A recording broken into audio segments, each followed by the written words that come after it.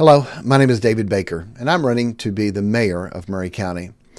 It's 14 weeks until the election at the recording of this video, and I would like to give you something and talk to you about a very important subject, and that is drug-related deaths, opioids. We hear about it, we know it, but not much is being done for it. Last year in Maury County, 31 people died from an overdose. 31 died. And dozens more would have if they had not been able to use Narcan and get them to the emergency room or an officer on the scene to be able to bring them back. The emergency room has gone up 40% the last year of opioid-related overdoses and 45% more from the year before on top of that. It is an epidemic, and we need to be able to do something about it. And why? Why would you be doing this as a county mayor? What does this have anything to do with being the mayor of a county? I'll tell you why. What I'm running on is to help Maury County to be the best place in the world to raise a family. If that's going to happen, then we have to help people with the drugs and with the addictions. It cannot be the best place in the world to raise a family if drugs are rampant and they're being passed around at school and at activities and to friends. If they can pick it up here and there and next thing you know, they're on heroin. That is not going to be a good place to live. And to be honest, there's a lot of that. And so why? Why would the county mayor deal with this and talk about this? That's why. Because we want this to be a great place to live. And it can't reach its potential if we have the drugs the way they are now. So many times people say, well, that doesn't affect me. No, it can affect anybody.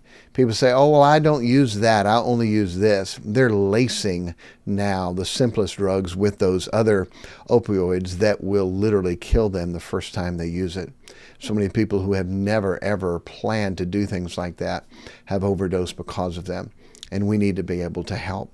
So there's a few things we're going to do. One thing I want to do is to be able to put together a commission of pastors and leaders and police to be able to see what can be done. If you want to go look, Hohenwald, of all places, has done this. It's called Hope for Hohenwald.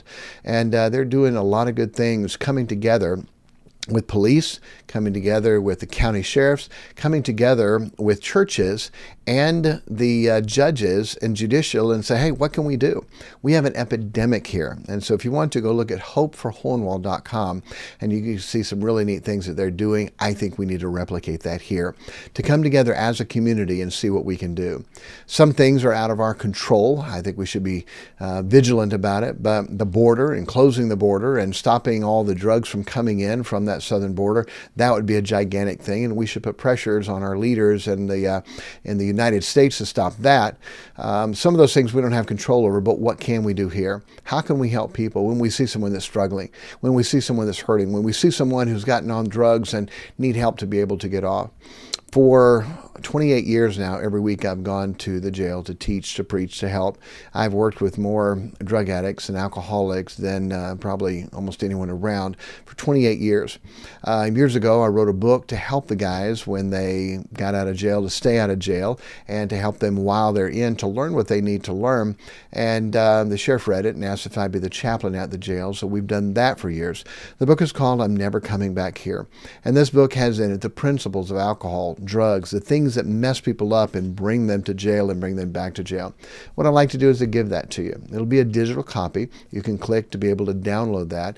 And not every chapter may be for every person. You can skip around, but there's some great things in there to help people to never, ever come back to jail and to never, ever use those alcohol and drugs and things that will so much mess up and destroy their life.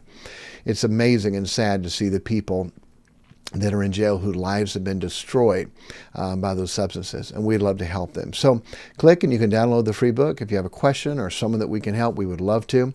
We have a men's home that we help guys when they get out of jail to rebuild their life, and it's amazing how their lives are being changed and how they are clean and staying clean, being productive, getting their licenses back, becoming a good, productive member of society, and we're seeing great things happen, but there's so many more people that need help, and we would like to help them. So thank you for taking the time to watch this. If you have a question, let me know. Go ahead and get the book, thumb through there, look at the topics and see what chapters may be helpful for someone. And if you know someone who needs a copy of this book, let us know and what we can do to be able to get them a paper copy of it. The guys in jail can't read the digital ones, so we have to print them and give them to them, and we'd love to help if you have a loved one that we can help too. God bless you, and thank you.